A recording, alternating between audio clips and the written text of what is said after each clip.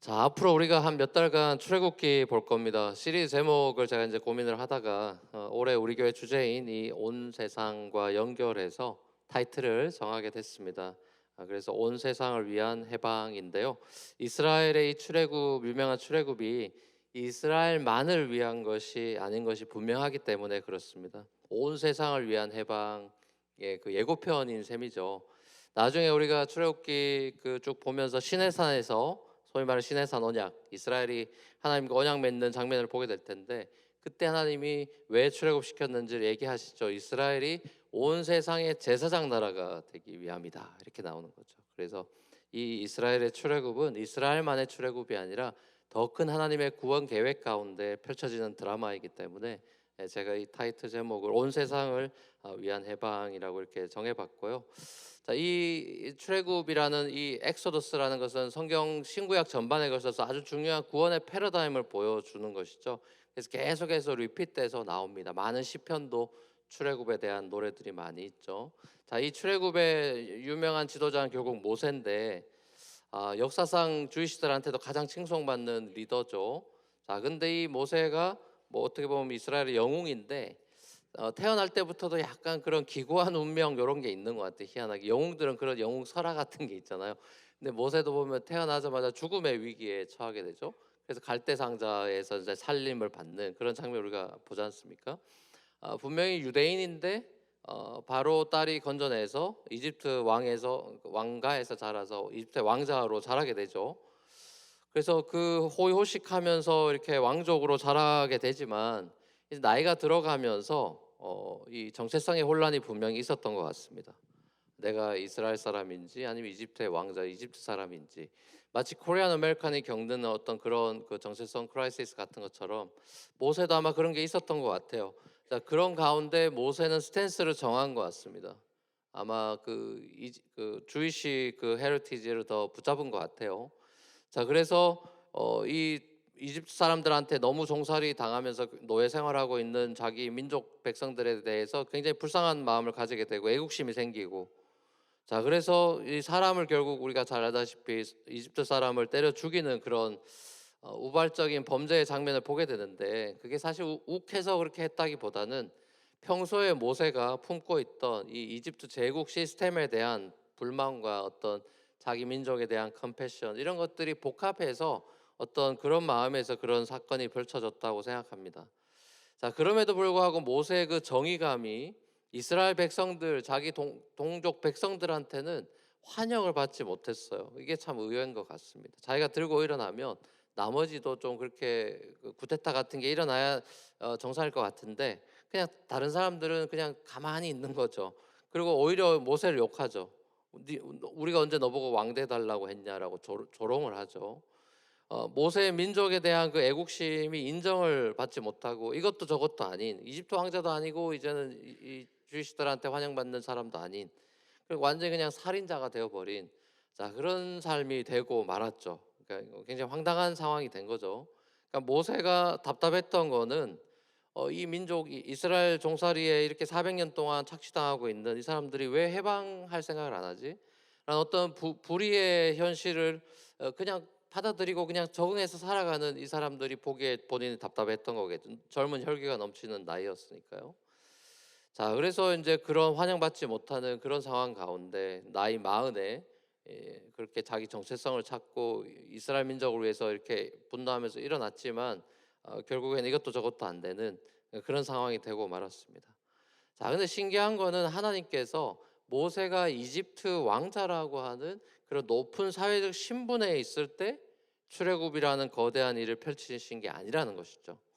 오히려 모세가 미디안 광야로 하나님이 이 모세를 그쪽으로 미디안 광야로 몰아넣고 40년 동안 아무도 없는 그 광야에서 양떼를 돌보는 그런 초라한 일을 하게 한 다음에 출애굽이란 놀라운 사명을 주시는 장면을 위해서 부르시는 오늘의 장면을 보는 것이죠. 자, 이게 바로 하나님이 일하신 어떤 섭리의 방식인 것 같아요. 하나님께서 다 준비된 완성품을 골라가지고 사용하시는 게 아니라 이 준비되지 않은 사람, 아무것도 아닌 것 같은 사람을 픽업하시죠. 그리고 그 사람을 고난이라는 용광로 속에 집어넣죠. 다윗의 얘기도 다 그런 거고 요셉도 마찬가지고 뭐 다니엘도 그렇고 하나님이 쓰시는 사람들의 특징이 다 준비가 안 된 사람 불러가지고 고난이라는 용광로에 집어넣어서 훈련을 하십니다. 그래서 그 사람이 낮아지게 하시죠. 완전히 낮아지게 하시고 겸손케 하시고 힘을 다 자신의 그런 젊음의 패기나 이런 것들을 다 빼게 한 다음에 이제 불러서 미션을 주시죠. 이게 하나님의 방식이에요. 모세가 왕자의 신분에서 하루아침에 이제 광야에서 양을 치는 이런 그 당시에 이집트 사람들이 보기에 목자는 굉장히 천민이죠. 굉장히 낮은 신분으로 그러니까 가장 높은 신분에서 왕의 신분에서 가장 사회적으로 낮은 신분이 돼 버렸습니다. 그리고 이제 살인자라는 낙인까지 찍혔죠. 자, 재밌는 사실은 출애굽을 이끄는 이 모세는 리더로서 이제 마치 이스라엘을 대표하는 그런 킹 피겨잖아요. 왕 같은 역할을 하는데 이 모세가 통치하는 왕의 그 역할의 모습과 이집트의 왕인 이 바로가 통치하는 방식이 굉장히 다르다는 거예요. 바로의 이 통치 방식과 모세가 하나님 나라 백성들을 다스리는 방식이 굉장히 달라요. 어떻게 다릅니까? 이집트의 이 통치 방식은 폭력이죠. 무력이죠. 채찍질하고 고통을 주고 잘못하면은 막 뭐라고 하고 하는 그런 무력과 폭력의 통치 방식이라면 그게 제국의 방식이죠. 모세는 광야 40년 내내 이스라엘 백성들이 불평 엄청 하죠. 맨날 물 달라 그러죠. 뭐 고기 없다 그러죠. 대들죠. 원망하죠. 반역하죠. 계속해서 이 시달립니다. 그렇죠? 이스라엘 백성들한테. 그러면 탑 리더면은 이 제국의 통치 방식으로 하면 뭐 죽이거나 무슨 뭐 때리거나 뭔가 그 무력과 폭력을 쓰면 되는데 자, 이 모세는 그런 거 한 번 하지 않죠. 그냥 다 당하죠. 그리고 오래 참아야 되고 그들을 위해 오히려 중보기도 하는 장면도 보고 하나님이 오히려 화나서 다 없앤다 그러는데 모세는 왜 이러시냐고 얘기하는. 자, 그래서 이 리더로서 모세는 또 섬기는 그런 리더의 모습. 그러니까 이 바로와는 너무 다른 방식을 보여주죠. 자, 이게 하나님 나라를 섬기는 리더들의 모습이죠. 그렇죠? 여러분들이 회사 가면은 막 쥐어짜고 하는 그런 리더들을 많이 보죠. 교회 오면 어떻습니까? 교회 리더들이 막 쥐어짜면서 막 시키고 막 그렇게 하던가요? 우리 교회 순장님들이나 교육자들이 여러분 목 살게 굽니까? 어때요? 전 좀 그랬으면 좋겠는데 안 그러시는 것 같아. 너무 나이스하신 것 같아. 다 은혜로 기다려주고 참아주고. 그러니까 순장들이 화병이 나는 거죠. 자, 그러니까 그게 하나님 나라의 방식이에요, 여러분. 그게 다른 거예요. 멋지죠? 하나님이 그렇게 하십니다. 모세가 나이 80에 주님의 부르심을 받고 결국 40부터 80까지 했던 똑같은 일을 하는 그때 양을 치는 거였다면 이제 80에서 120은 사람이라는 하나님의 양들을 목양하는 그런 일을 하게 되죠. 그러니까 미디안 광야에서의 40년이 헛된 시간이 아니라 하나님이 훈련하신 시간이고 준비가 됐다 싶어서 80에서 120은 그 목양의 그걸 실력을 발휘하게 하시는 거죠. 그러니까 결국 모세의 인생은 딱 3등분이 돼요. 0에서 40 그리고 40에서 80, 80에서 120, 120살에 죽었거든요. 딱 3등분이 돼요. 0에서 40. 근데 이집트 왕자로서의 삶이죠. 40에서 80은 미디안 목동에서 쓸쓸한 삶이고 인생의 중반기죠. 그다음 80에서 120까지는 이제 이스라엘 리더로서 후반기를 맞이하게 되는데 자, 이 120이 우리 오늘날로 쳐서 환산해 보면 이제 대략 한 90, 평균 90으로 따지면 0에서 30, 30에서 60, 60에서 90 뭐 요래 될 텐데 생각해 보십시오, 여러분. 40에서 80 그러니까 우리로 따지면 30에서 60 그 나이 인생의 정말 황금기죠. 프라임 타임이죠. 30에서 60 저와 여러분들의 나이잖아요.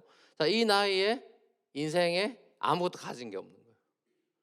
완전히 초라한 목동이 돼서 인생의 쓴맛, 정말 고통, 실패감, 열패감, 낭패감, 좌절, 모든 우울감과 모든 안 좋은 거는 다 가지고 있는 셈이 되는 거예요. 그게 한 1년, 2년만 돼도 우울증 걸려도 힘든데 이게 30년의 시간을 그런 시간을 보낸다. 이런 이 상상만 해도 끔찍하지 않습니까?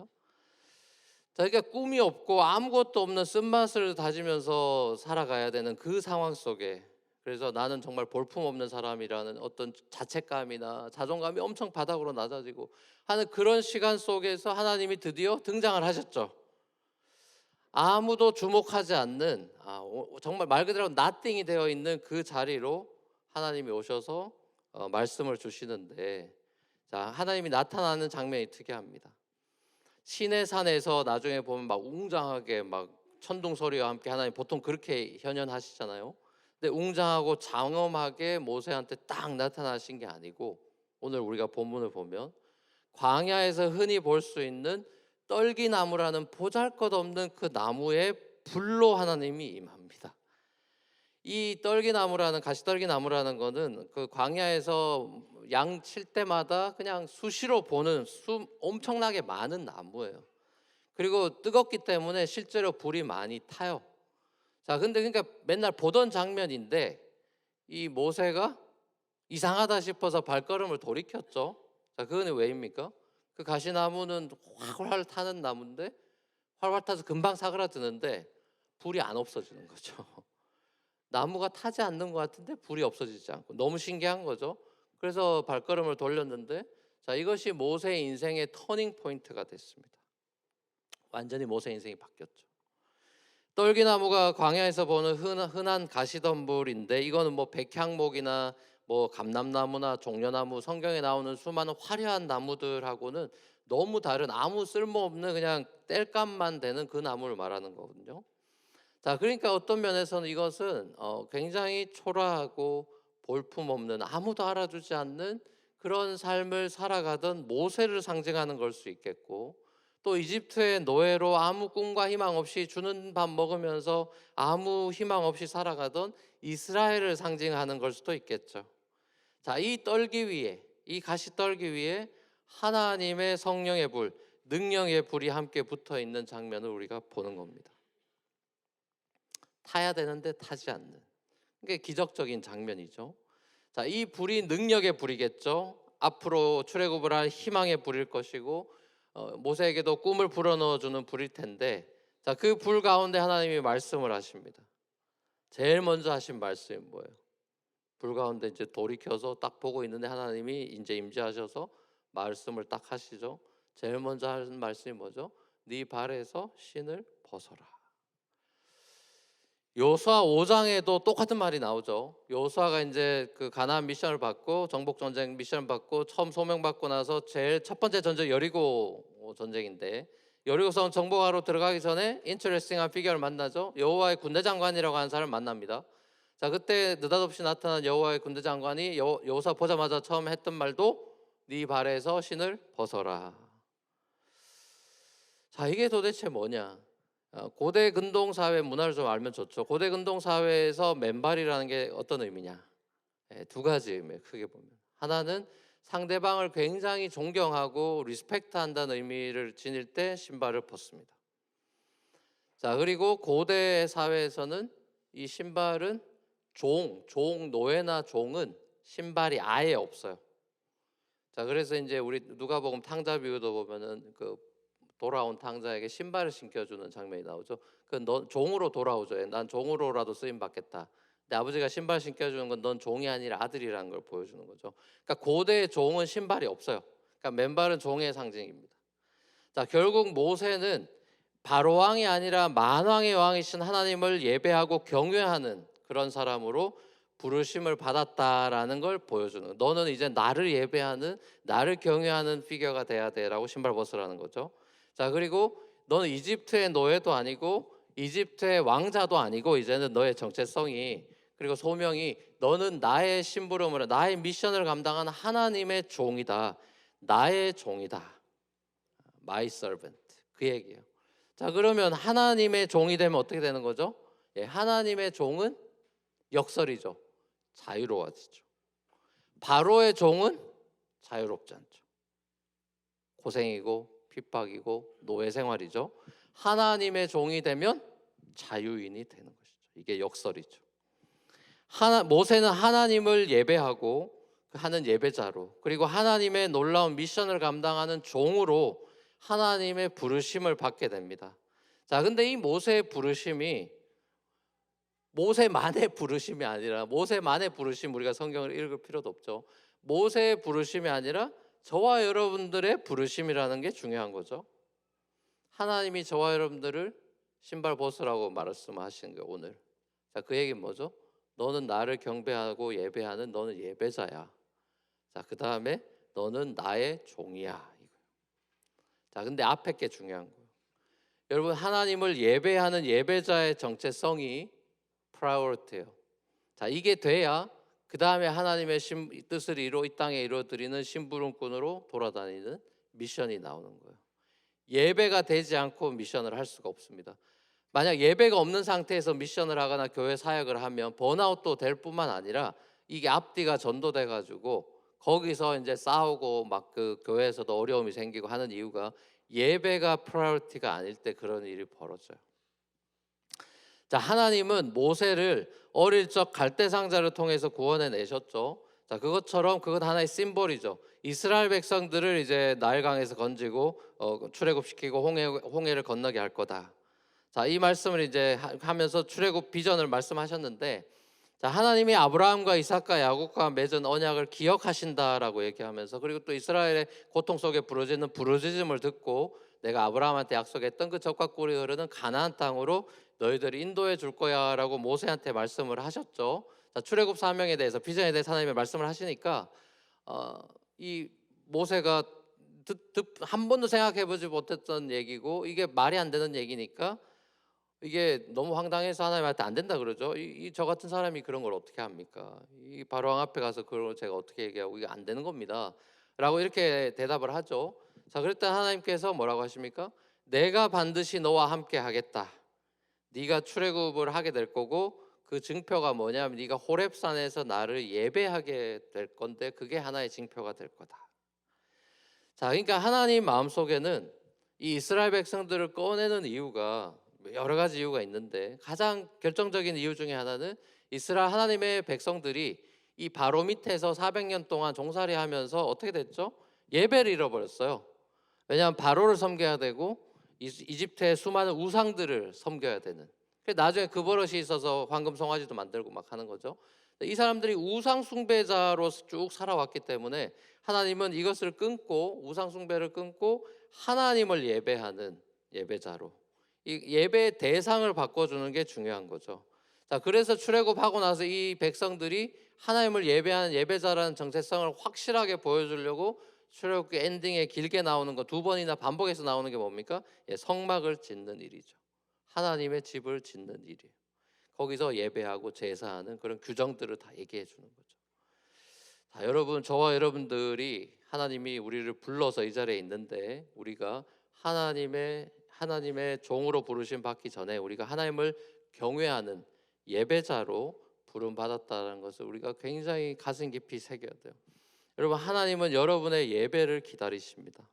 자, 예배는 영광스러운 하나님, 이 세상에서 만날 수 없는 사람들, 이 만나는 일반 같은 종류의 사람들이 아니라 우리랑 소위 말하는 속된 표현으로 레벨루가 다르신 우리의 창조주 하나님, 그 하나님을 만날 수 있는 게 예배예요. 하나님과의 거룩한 만남이 예배잖아요.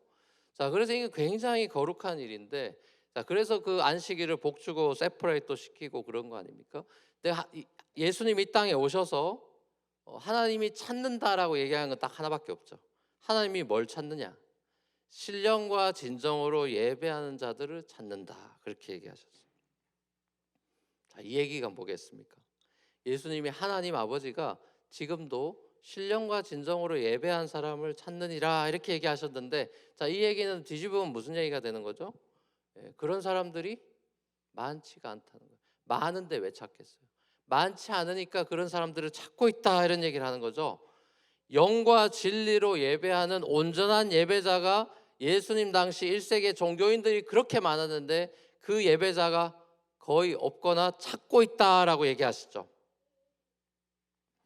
자, 이 시대에 21세기에 예수님이 오시면 뭐라 그러실까요? 교회가 이렇게 많은데 예수님이 오셔서 뭐라고 하실까요? 아버지는 지금도 영과 진리로 예배하는 자를 찾느니라 만약에 진짜 이 말 1세기 했던 말을 21세기 오셔도 똑같이 한다 그러면은 멘붕이죠. 근데 저는 그럴 가능성이 적지 않다고 생각합니다. 제가 이번에 한국 가서도 집회도 하고 그랬지만 한국 교회도 그렇고 우리 교회도 그렇고 뉴저지 캠퍼스도 그렇고 절반 이상은 일단 예배를 늦어요. 성도들이 예배에 대해서 준비하는 마음이나 기대하는 마음이나 그런 게 별로 없는 것 같아요. 우리 교회에서 간 친구들이 많잖아요. 그래서 이번에도 많이 만났는데 그 만나서 얘기를 듣습니다. 한국 사회에 대한 얘기도 듣고 뭐 신앙생활 얘기도 듣고 쭉 들으면 코로나 이후에 한국 교회가 아직도 회복이 잘 안 된대요. 많이 컴백을 안 한대요. 뭐 온라인으로 하고 어쩌고 하면 컴백을 잘 안 한대요. 그래서 하여튼 그런 이런저런 얘기하면서 왜 그러면은 뉴욕에서 신앙생활 했던 거랑 한국의 신앙생활하는 게 뭐가 다르냐. 그래서 딱 첫 마디가 서울 사람들은 바쁘대요. 오케이. 뉴욕도 바쁜데 우리 우리 교회 사람들도 바쁜 것 같은데 그래서 하는 말이 목사님 뉴욕의 바쁨과 서울의 바쁨이 다릅니다. What? 뭐가 다르지? 일단 그 얘기를 하고 또 서울에 있으면은 갈급함이 없대요.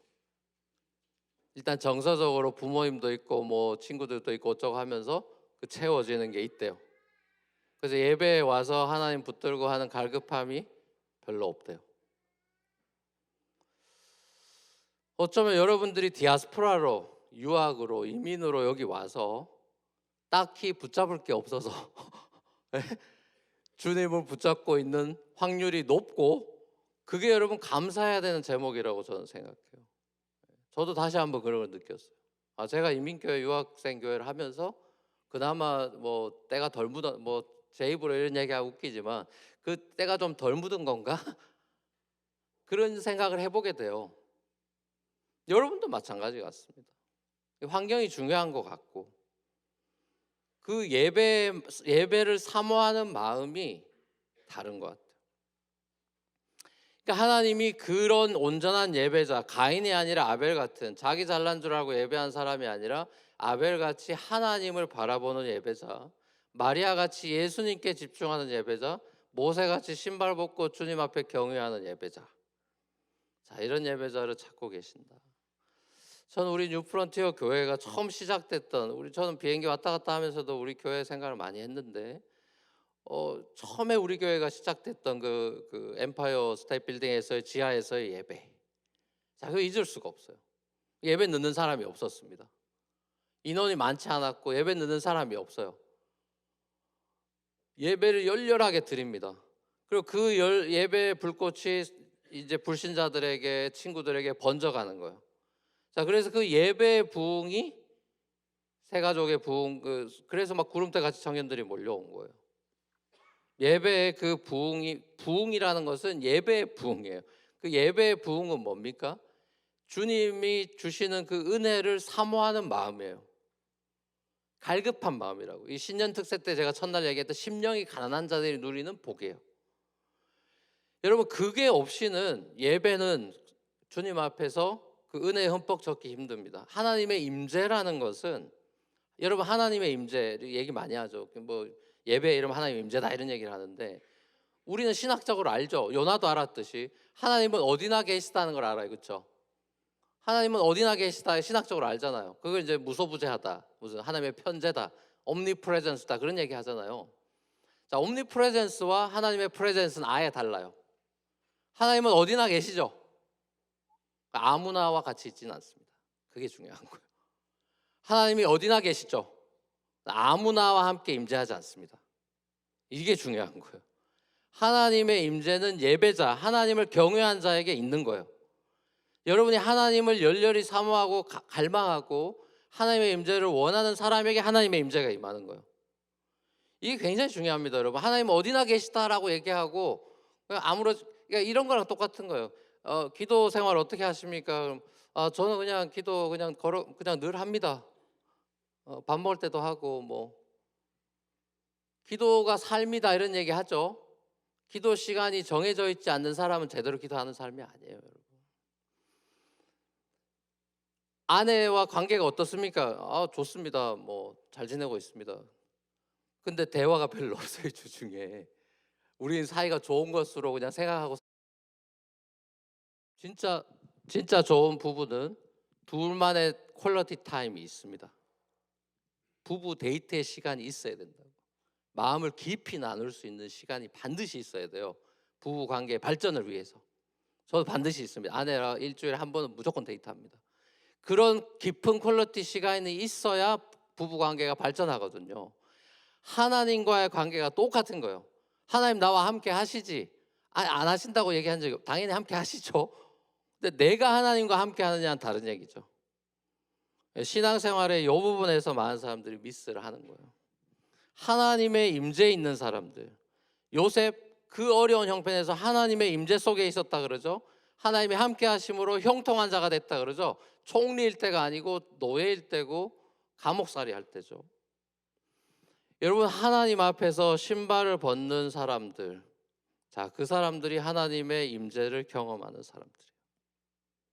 저는 우리 뉴프런트 교회 모든 성도들이 하나님의 임재를 우리 주일 예배뿐만 아니라 우리 주일 예배에서 충만하게 그 하나님의 임재, 하나님이 나와 함께 하시지, 정말 하나님 나를 사랑하시지, 나도 주님이 좋아요, 나도 정말 주님의 임재 속에 있고 싶어요, 이 고백이 있어서 이 충만함을 가지고 주중에 여러분들이 직장으로 가셨을 때 그곳 또한 예배의 자리가 돼서 그곳에서 소명을 감당하는 그런 삶이 될 수 있기를 축복합니다.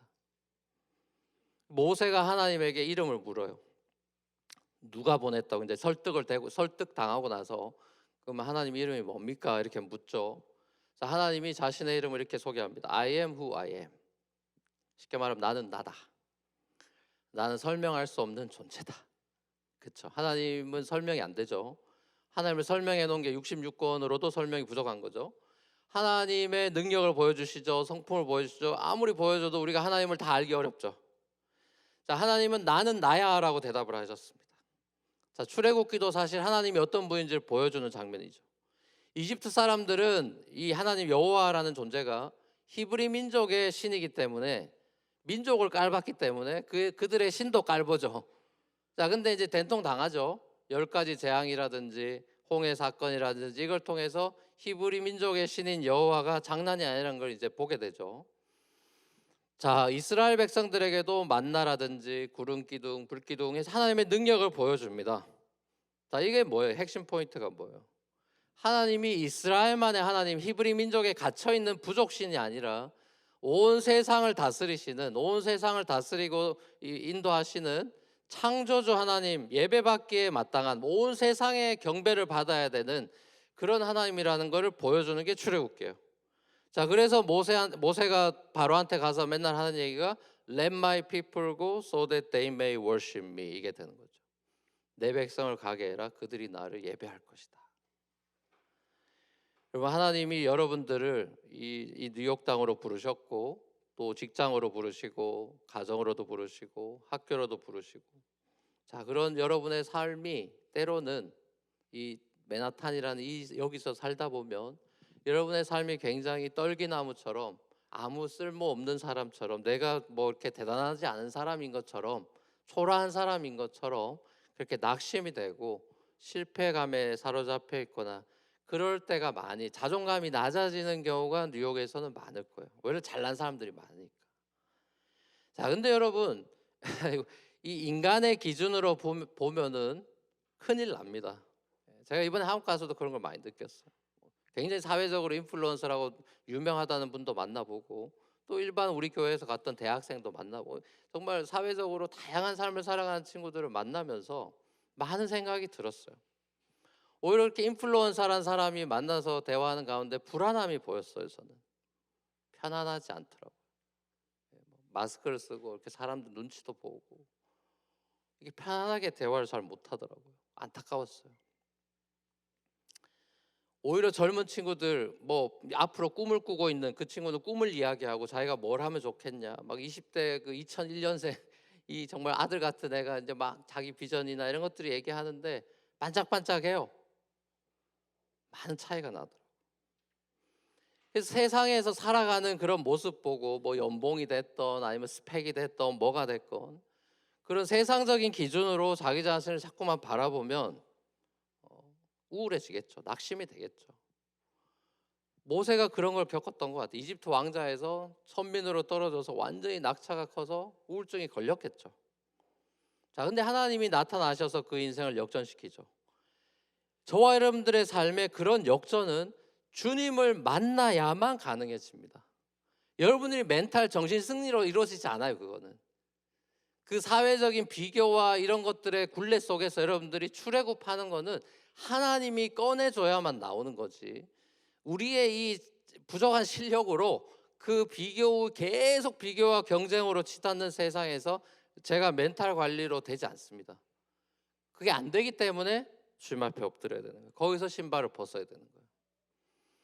그 예배가 그래서 중요한 거예요, 여러분. 그렇지 않으면 멘탈 관리 안 됩니다, 여러분. 아무리 멘탈이 센 사람이라도 딱 건드리면은 확 그 분노가 치밀게 돼 있습니다. 하나님의 임재에 있는 사람은요, 감옥에 있건 노예 생활하든 요셉처럼 당당할 수 있는 겁니다. 그게 하나님의 임재 속에 있는 사람의 특징이에요. 그 사람은 불안하지 않아요. 두려움이 없어요. 그게 사도 바울 같은 사람들이에요. 모세에게 아브라함과 이삭과 야곱에게 약속하셨던 하나님이 그 약속을 내가 반드시 이룬다라고 얘기를 하셨고, 진짜 그 약속을 어떻게 이루셨습니까? 아브라함 아들인 예수를 통해 이뤄버리셨죠. 가시떨기 나무 속에 임재하셨던 하나님이 이 땅에 오셔서 본인이 가시 면류관을 쓰셨고 십자가 나무에 달리셨어요. 이스라엘만 구원하는 출애굽이 아니라 온 세상의 구원자여 출애굽을 위해서 높은 하나님의 하이콜링을 받고 순종하고 십자가에 달리시고 다시 죽었다가 살아나셔서 말 그대로 진짜 출애굽을 이루셨어요. 진짜 많은 사람들을 하나님을 예배하는 예배자로, 하나님의 종으로 불러내셨죠. 그게 교회죠. 그게 저와 여러분이죠.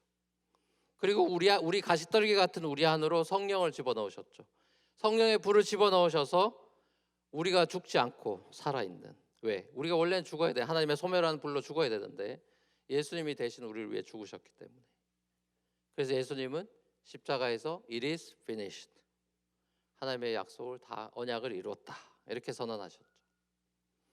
사랑하는 우리 뉴프런트 교회 성도 여러분, 우리 주님이 이제 저와 여러분들이 그 불붙은 십자가 나무에 매달려 있는 하나님, 우리를 책임지겠다고 약속하시고 자기가 죽음의 자리에 매달려 있는 신, 그 하나님을 우리가 바라보면서 이토록 나를 사랑하시는 하나님, 내 삶을 지키시겠다고 약속하신 하나님, 그 하나님의 사랑의 고백 앞에 신발을 벗는 거예요. 무서워서 신발 벗는 게 아니라 그 사랑의 떨림 앞에 신발을 벗는 것이죠.